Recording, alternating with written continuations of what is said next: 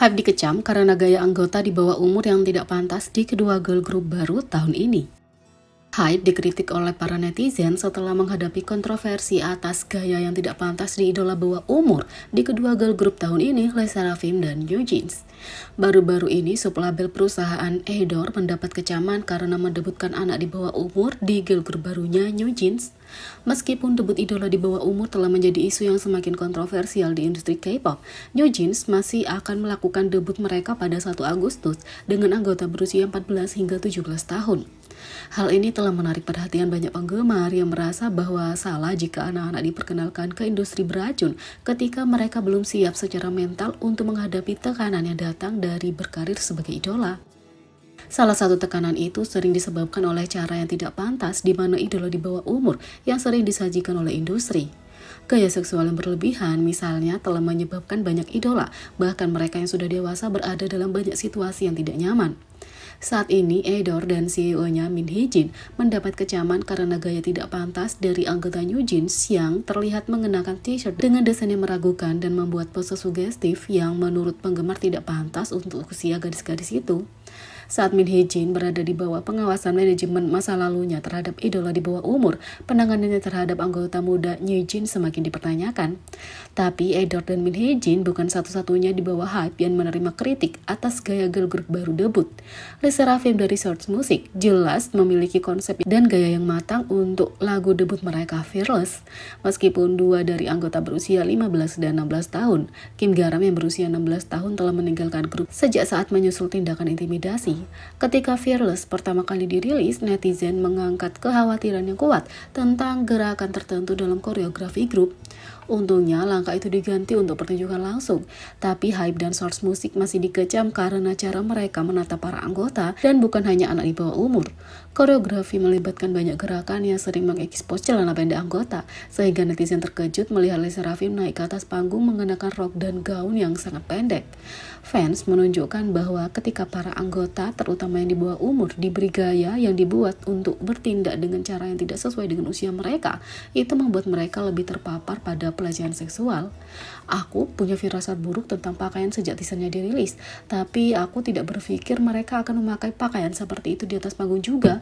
Pakaian ini benar-benar mengerikan, anggota akan lebih rentan terhadap pelecehan seksual sekarang, tulis warganet. Saat perdebatan tentang praktik mendebutkan anak-anak sebagai idola berlanjut, para penggemar ingin melihat perubahan datang ke industri ini, mungkin dimulai dengan debut mendatang dari rookie SM Entertainment berusia 26 tahun, Sohei.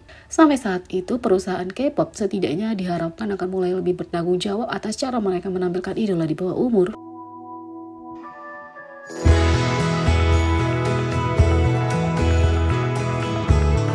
Yang kedua, Ayu membuat J-Hope bingung dengan fakta. J-Hope dan Ayu adalah dua favorit baru sekarang berkat palet Ayu. Untuk talk show YouTube kali ini, pembawa acara Ayu mengajak rekan selebritas untuk berbincang tentang pekerjaan dan duet mereka dengannya. Baru-baru ini J-Hope mengadakan pesta mendengarkan pertamanya untuk album solo barunya Jack in the Box. Pesta adalah cara bagi rapper untuk berjejaring dan memamerkan karya solonya, J-Hope mengatakan. Jadi, salah satu tantangan baruku adalah menjadi tuan rumah listening party. Alasan aku memutuskan untuk membiarkan orang tahu musisi seperti apa aku dan mungkin menyerahkan kartu nama aku, kata J-Hope. Ayu bercanda tentang tidak diundang ke pesta, tapi dia tidak punya apa-apa selain hal-hal baik untuk dikatakan tentang J-Hope. Meskipun Ayu dan J-Hope telah bertemu sebentar di acara-acara seperti acara penghargaan, mereka tidak pernah melakukan percakapan duduk sampai sekarang. Karena itu, Ayu melakukan riset tentang rapper itu. Dia bertanya kepada orang-orang mengenai J-Hope, orang seperti apa J-Hope itu? Ketika aku menanyakan pertanyaan ini, mereka semua mengatakan kepadaku bahwa kamu adalah orang baik dan aku pikir seberapa baik dia, tapi sekarang hanya dengan berbicara denganmu secara singkat, aku bisa merasakannya. Ketika Ayu memuji kerendahan hati J-Hope, dia bersinar. Sepanjang episode, pujian Ayu memunculkan sisi introvert dan pemalu J-Hope, tapi Ayu membuat satu hal dengan sangat jelas. Dia hanya mengatakan fakta. Fakta lain adalah J-Hope tidak menyadari bahwa dia punya kebiasaan lucu sampai seseorang memberitahunya. Jae-hope punya banyak kebiasaan unik dan menggemaskan yang menurut ARMY sangat menawan. Dia memiringkan kepalanya ketika dia bingung, sampai ke cara dia melakukan tanda perdamaian. Jae-hope benar-benar unik. Baru-baru ini, penggemar membahas salah satu kebiasaan di episode Palet dengan pembawa acara Ayu. ARMY yang setia telah memperhatikan kebiasaan super imut Jae-hope untuk mengakhiri kalimatnya dengan 2 tanda seru.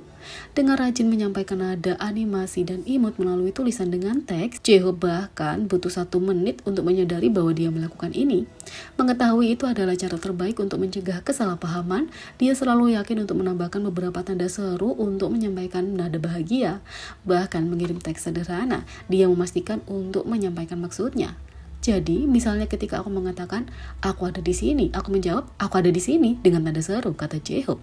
Untuk alasan yang sama dalam menyampaikan emosinya, dia juga menggunakan emoticon.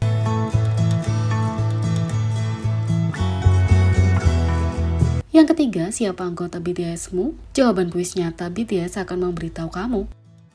Kamu anggota BTS yang mana? Banyak kuis online mencoba menjawab pertanyaan itu, tetapi seperti yang dikatakan Suga, itu bukan ilmu pasti. Ketika BTS mengambil BuzzFeed siapa kamu, mereka menerima hasil yang mengejutkan. Menurut kuis itu hanya V yang benar-benar dirinya sendiri. Sekarang mari ambil pena dan kertas untuk mengetahui siapa sebenarnya kamu sebagai anggota BTS. Jawablah pertanyaan pilihan ganda ini, lalu bandingkan dengan pilihanmu dan jawaban masing-masing anggota. Yang pertama, makanan apa yang ingin kamu makan? 2. Pilihan lagu karaoke.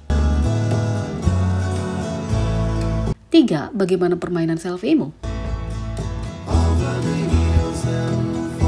4. Masih lapar? Pilih makanan penutup. 5. Negara mana yang ingin kamu kunjungi? 6. Apa camilan favoritmu? 7. Pertanyaan terakhir, rumah mana yang akan kamu beli? 8. Hasil. RM memilih mie hitam Dua Lipa dan dia mencari pencahayaan selfie terbaik. Dia juga memilih es krim Australia Haribo dan rumah nomor 7. Menurut tes ini, RM paling mirip dengan Jin. Tapi kalau kamu mau memeriksa sebagian besar jawaban ini, seleramu sejalan dengan RM. Jin memilih Stick In My Blood oleh Shawn Mendes, Take It and Go untuk selfie, Australia, Haribo, dan rumah nomor 7. Jawaban Jin mengatakan bahwa dia paling mirip dengan Jungkook. Apakah kamu paling mirip dengan Jin? Suga adalah semua tentang bulgogi. In My Feel oleh Drake, Take and Go untuk selfie, es krim, Spanyol, buah sebagai camilan, dan rumah nomor 7. Bahkan dia bilang dia akan menjual rumah itu untuk mendapatkan keuntungan. Jae-hope lebih suka bulgogi, This is America dari Childish Gambino, yang cocok untuk selfie, tiramisu, Afrika Selatan, lollipop, dan rumah ke-6. Hasil Jae-hope, dia adalah V. Jimin memilih Stick, Love Lies oleh Khalid Fit Normani, Take and Go untuk selfie, es krim, Monaco, buah, rumah nomor 5. Hasil Jimin adalah Jae-hope. V memilih tusuk sate domba, In My Blood oleh Shawn Mendes. Ikuti temanmu untuk selfie, waffle, Australia, popcorn, dan rumah nomor 3. Seperti yang disebutkan, V mendapatkan dirinya sebagai hasilnya. Jungkook memilih Stick, No Tears Left to Cry oleh Ariana Grande, Take It and Go untuk selfie, pancake, Afrika Selatan, popcorn, dan rumah nomor 6. Seperti Jimin, Jungkook mendapatkan Jae-hope sebagai hasilnya. Dan bagaimana denganmu? Apa pilihanmu? Coba tulis di kolom komentar ya. Jadi, bagaimana menurut kalian tentang ini? Beri komentar di bawah. Klik subscribe, like, share, dan klik lonceng. Sekian video kali ini. Sampai jumpa lagi.